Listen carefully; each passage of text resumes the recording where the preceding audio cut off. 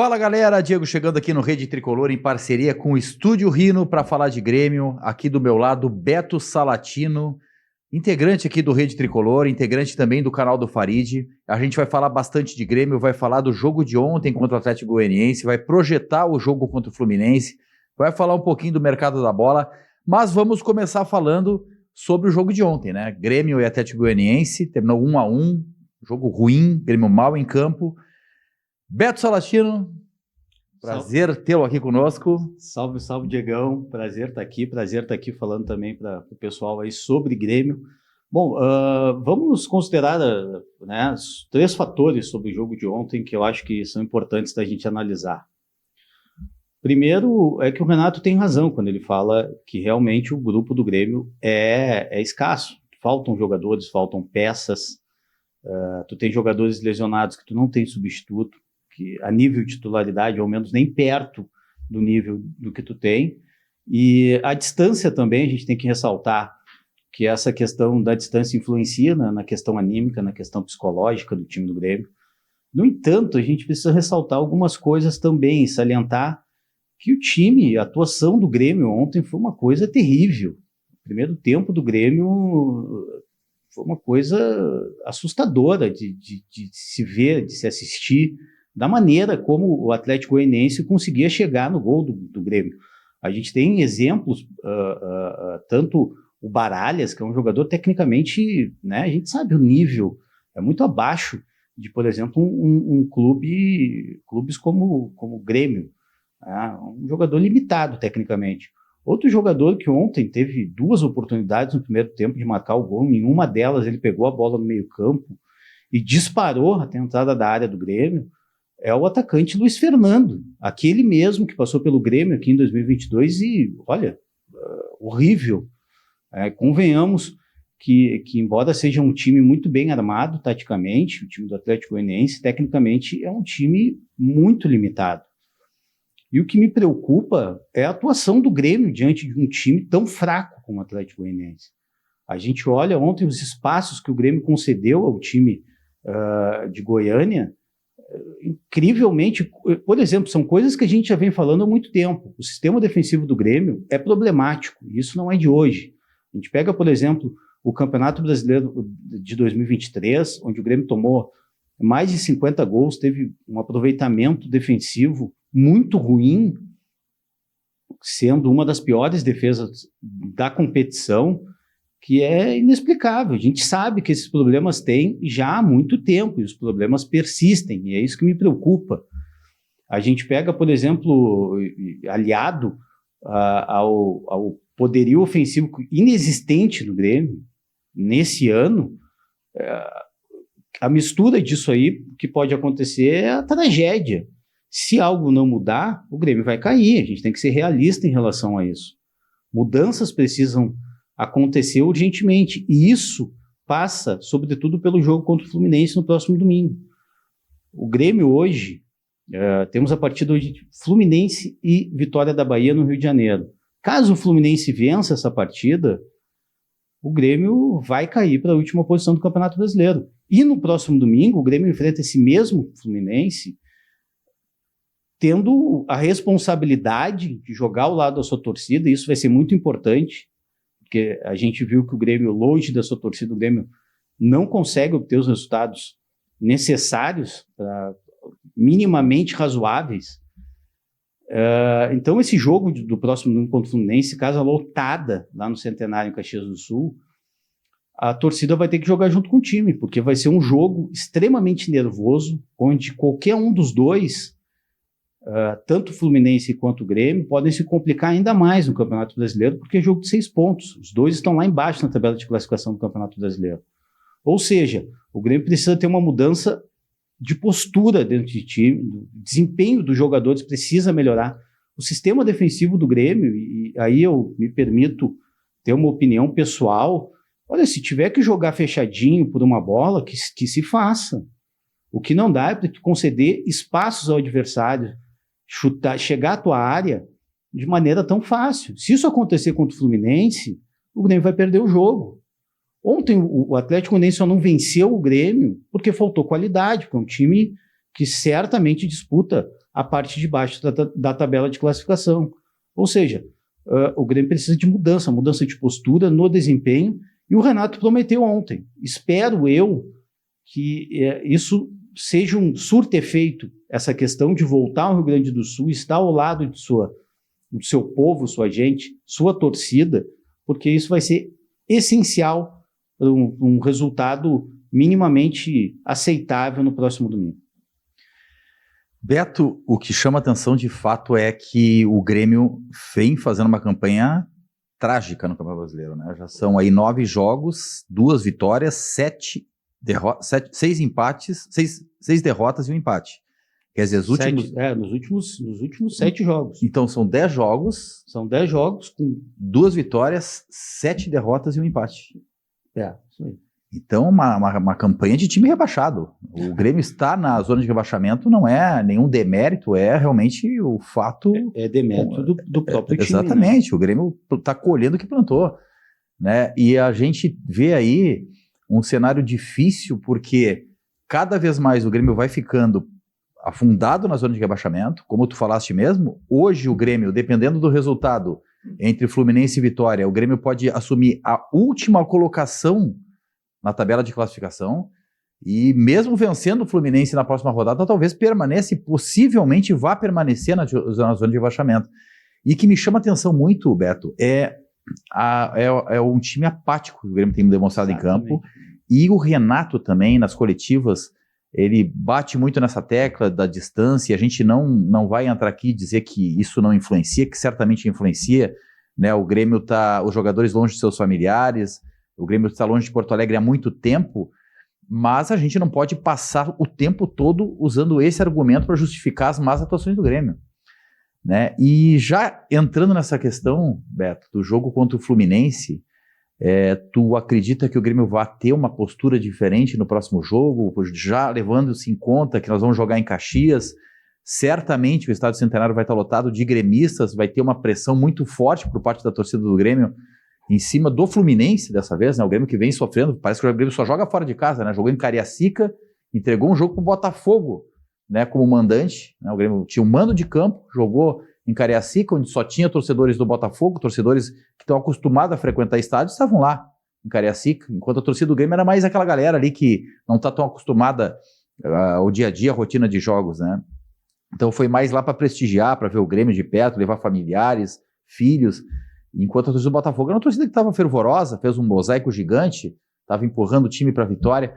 O Grêmio volta então para o Rio Grande do Sul e enfrenta o Fluminense. O que a gente pode esperar desse jogo, Beto? E o que é o Fluminense, que é um time que a gente, querendo ou não, é o atual campeão da Libertadores, perdeu agora há pouco seu treinador, demitiu o Diniz, mas tem grandes jogadores ali, tem excelentes jogadores, mas tem alguns desfalques também, né, Beto? O que a gente pode falar desse jogo aí? Bom, a primeira coisa é quando o Renato fala, da maneira como ele fala sobre os jogadores, sobre a distância da família, isso é muito para blindar o grupo também. Isso eu espero que seja um discurso apenas externo. Internamente, dentro do vestiário, eu espero que a cobrança seja outra.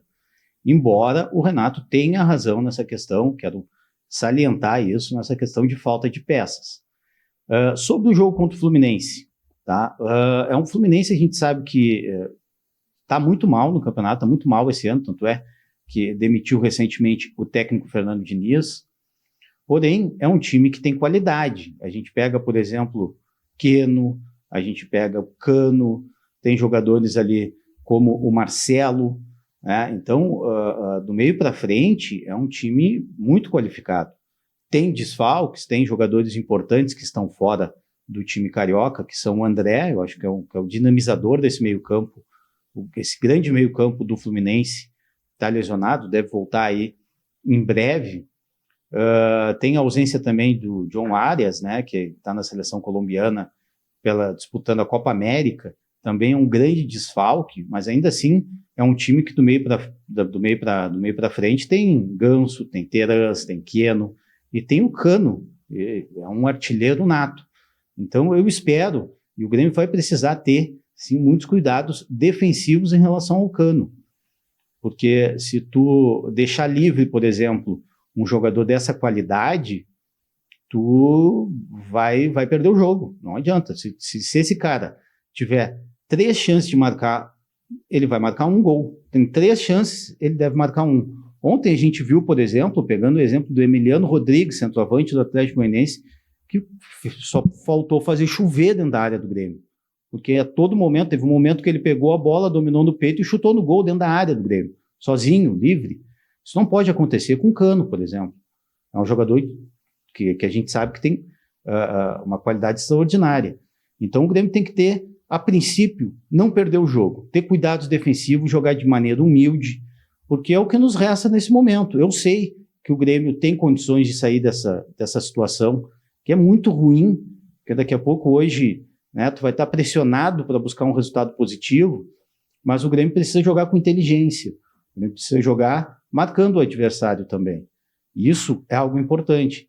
Eu espero, né, como todos nós, que ontem o Grêmio, quando o Grêmio tomou o gol ontem, vai ser uma tragédia, meu Deus do céu, o que vai acontecer? O Grêmio conseguiu chegar ao empate, até melhorou, poderia ter conseguido a vitória, com as mudanças do Renato.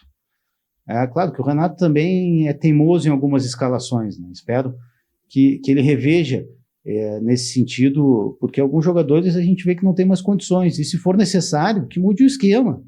Se tu não tem, como ele mesmo disse ontem, faltam peças para daqui a pouco ele ter uma mudança tática, então muda da maneira que dá, com as peças que tem em mãos. Não pode ser justificativa essa falta de jogadores, porque a gente sabe que, por exemplo, tu pegando o elenco do Grêmio em relação ao Atlético Goianiense, ao Cuiabá, ao próprio Juventude ontem, o Juventude conseguiu vencer o Flamengo dentro de casa. Tá muito bem o Juventude no campeonato. Chamando atenção, né? Muito bem. Tá postulante aí a buscar uma vaga no Sul-Americano. Aí a gente não pode dizer que o Grêmio tem um grupo inferior ao Juventude, com certeza, com certeza não. Isso não pode ser usado sempre como muleta. O Grêmio tem que jogar mais. O Grêmio tem condições de jogar mais. Tem que jogar com inteligência. E isso eu tenho certeza, espero e acredito ainda muito no Renato nesse sentido. Tu sabe, Beto, que ontem, quando o Grêmio marcou o gol, o Reinaldo marcou o gol, eu nem acreditei. Eu achei que aquela bola tinha ido pra fora. Eu não acreditei que eu tava vendo um gol do Grêmio. Tamanha é a ineficiência da parte ofensiva do Grêmio. O Grêmio não consegue marcar gols, né, cara? O ataque do Grêmio realmente tá devendo muito. É o pior ataque. É o ataque, pô, pelo amor de Deus. 7 gols. Faz gol. Em 10 jogos o Grêmio tem 7 gols. E o gol ali que até foi, dá pra colocar um pouquinho na conta da falha de marcação do Atlético Goianiense, pela fragilidade do time de Goiânia, né? Que o escanteio foi cobrado dentro da área rasteira pro Reinaldo sozinho dominar e sentar o canudo ali, a bola desviou e entrou. Mas eu fiquei com aquela impressão, a bola saiu, não acredito que o Grêmio conseguiu fazer um gol. Mas conseguiu empatar, bom, pelo menos não perdemos, seria a 7ª derrota consecutiva, seria aí sim, um recorde inclusive, né, o Grêmio no Campeonato Brasileiro, o recorde era lá de 1994, se eu não estou enganado. Pode ser. Né, tem muitos anos que o Grêmio não perdia, ou melhor, 2004, que o Grêmio não perdia 6 jogos consecutivos, e superaria essa marca se tivesse perdido ontem. Mas aproveitando, Beto, e seguindo nessa linha de time, né, o Grêmio precisa mudar, isso aí é um consenso. O JP Galvão parece que realmente é carta fora do baralho, tá indo embora.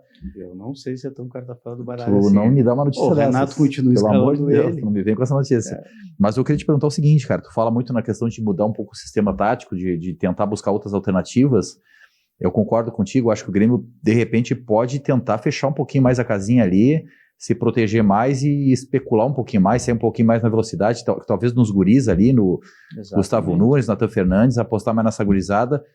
Mas, para o jogo contra o Fluminense, vamos tentar fazer aqui montar esse time para essa partida, Beto, e o que eu gostaria de saber de ti. Esse é o meu desejo. Como é que tu gostaria de ver o Grêmio em campo? Qual time tu colocaria se fosse o Renato para a partida contra o Fluminense? Primeira coisa que eu acho que o Renato, tenho certeza que o Renato já identificou isso, que um dos grandes problemas é o lado esquerdo do Grêmio. E eu vou te dizer, tudo bem que o Reinaldo tem suas deficiências na marcação, ele é bom ofensivamente, mas ele tem deficiência na marcação. Então coloca alguém para ajudar ele ali. Porque ontem, por exemplo, a gente viu em muitos momentos, e no próprio Grenal, o lado esquerdo do Grêmio, os times chegavam com tanta facilidade ali que o time do Grêmio ficava torto. Ou seja, eu fecharia um pouco mais esse meio campo, colocaria ali, por exemplo, claro que junto com a escalação do Marquezin, do João Pedro, na lateral direita, da zaga, composta por Kahneman e Jeromel. O lado esquerdo, eu optaria pelo Fábio. O Fábio concordo foi contigo. muito bem na lateral esquerda. Ele jogou lá contra o Estudiantes. O Estudiantes foi muito melhor bem, em campo. Foi melhor em campo. E de lá pra cá não jogou mais na lateral esquerda. Não. Então, pô, bota o Fábio então ali. O Reinaldo não tá bem, cara. Fez o que gol se ontem, mas não tá mantenha. bem. Caso o Renato... Não é problemas, eu acho muito difícil o Renato tirar o Reinaldo. Não vai mudar. Mas então que feche um pouco mais esse meio campo e ajude, e coloque alguém para ajudar na marcação ali do lado esquerdo do gremista. Então a minha opinião, eu sei que o Grêmio, isso não quer dizer que o Grêmio vai ser defensivo, porque o Grêmio precisa marcar gols, mas também precisa estancar de tomar tantos gols. Ou seja, eu colocaria um meio campo com Dodi, Edenilson, Pepe e Cristaldo. E na frente, 4-4-2 dois jogadores tradicional. E dois jogadores de movimentação e velocidade, como o Nathan Fernandes, embora o Nathan Fernandes também tenha entrado muito mal, mas o time, taticamente, a gente não pode jogar essa responsabilidade em cima de um garoto que tem 18 anos. Mas eu colocaria Nathan Fernandes e Gustavo Nunes para ter jogadores para sair em velocidade no contra-ataque, caso seja necessário. São jogadores técnicos e que daqui a pouco podem se complementar ali. Então, eu mudaria o time, a postura taticamente do time, até para ajudar um pouco mais e fechar um pouco mais esse meio campo, os espaços, porque os adversários do Grêmio chegam com muita facilidade frente aos zagueiros gremistas, e isso sempre é perigoso. Então, um 4-4-2 sem o camisa 9 de ofício. Mas né? Talvez simples, o feijão com arroz. O Nathan Fernandes um pouquinho mais centralizado exatamente. E o Gustavo pelo lado. Eu acho que seria ideal, sim, gosto dessa formação.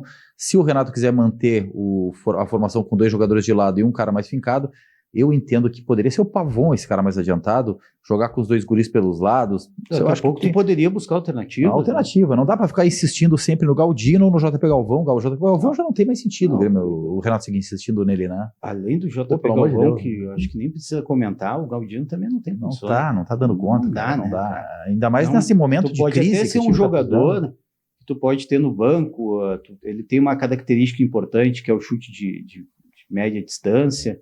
Daqui a pouco pode ser importante em determinado jogo, no decorrer da partida, tu ter um jogador com essas características, tu pegar um time muito fechado, tu pega um jogador que chuta de fora da área, muito forte, ele chuta bem, talvez possa ser uma opção. Agora, como titular, não dá.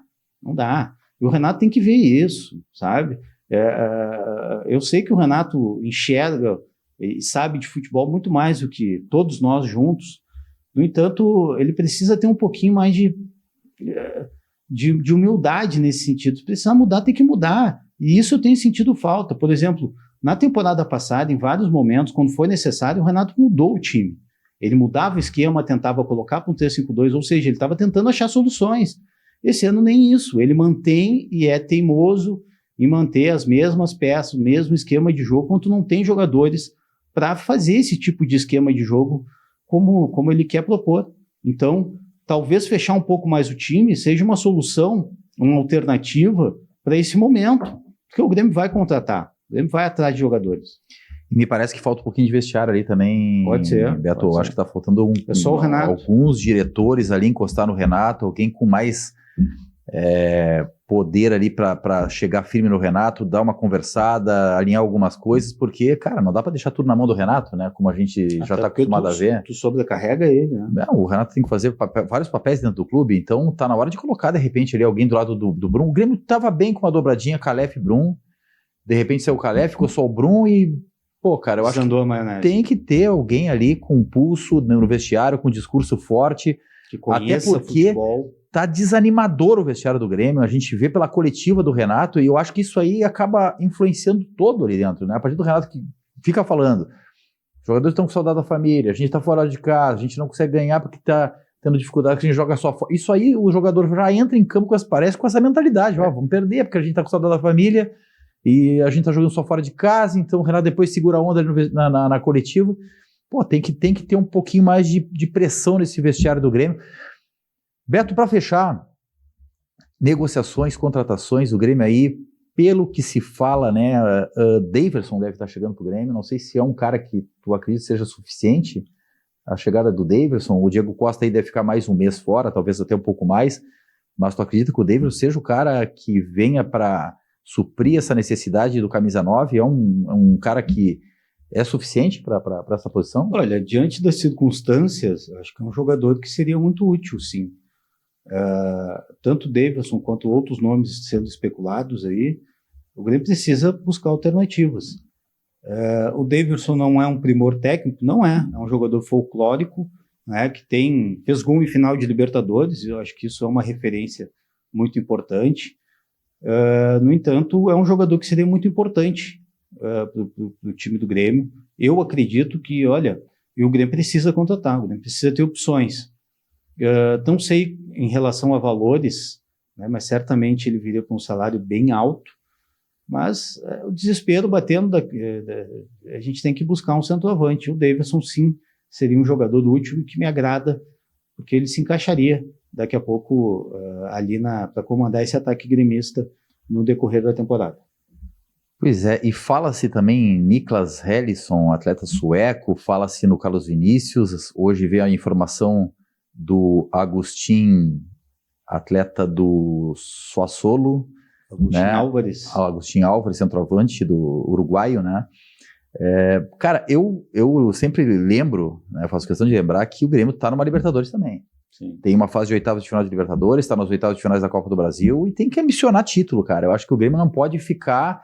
Cara, a gente está vivendo uma fase muito ruim, mas o Grêmio tem que olhar lá na frente e, de repente, pensar nessa virada e retomar e sempre buscar títulos. Então, eu não gosto tanto do nome do Davidson, mas diante do cenário atual, eu não consigo ver a direção do Grêmio avançando muito em nomes que venham fazer a diferença aqui, grandes atletas, né? Eu acho que o Grêmio precisa de um outro meia para jogar, revezar ali com o Cristaldo, ou até para assumir a titularidade. Eu acho que o Grêmio precisaria de um camisa 5. O Wallace acabou de ser contratado aí pelo Cruzeiro, né? Eu traria, de repente, outro zagueiro. Eu acho que, se bem que veio o Gemerson agora, também deve ser aproveitado, o Rodrigo Caio, mas acho que o Grêmio deveria reforçar mais esse plantel pensando na Libertadores, né? Porque a gente tá nas oitavas da Libertadores, e a Libertadores, cara, querendo ou não, aí, ó, nós vamos pegar um Fluminense que também tá capengando, o Flamengo acabou de perder pro Juventude, o Palmeiras também tomou 3-0 agora do Fortaleza, quer dizer, não tem nenhum grande favorito, nenhum bicho-papão na Libertadores,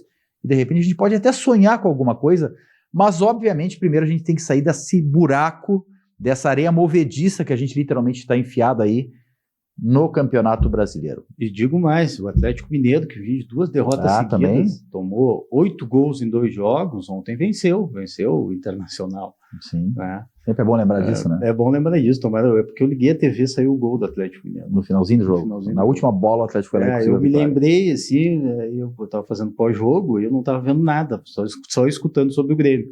E eu liguei, vou ligar aqui para ver o que está passando na televisão, qual o jogo está passando. Quando eu liguei, justamente o gol do Atlético Mineiro da virada. Maravilha, sempre bom terminar bem assim a eu abri um sorriso, tomei um café, dei um gole de café.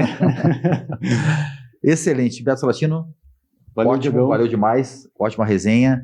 Galera, se inscreva no canal, Rede Tricolor, deixa o like no vídeo se gostou, interaja aqui conosco, acione o sininho de notificações. Vamos fazer várias resenhas tipo essa. Hoje foi uma primeira resenha aqui entre eu, o Beto Salatino, tem o Fábio Moura, também tem outras pessoas aí que podem participar aqui da resenha do Rede Tricolor. E a gente sempre, aqui na mesa de áudio está nosso querido Flávio Mota, sempre dando show na mesa de operações. Ficamos por aqui, tamo junto e dale Tricolor.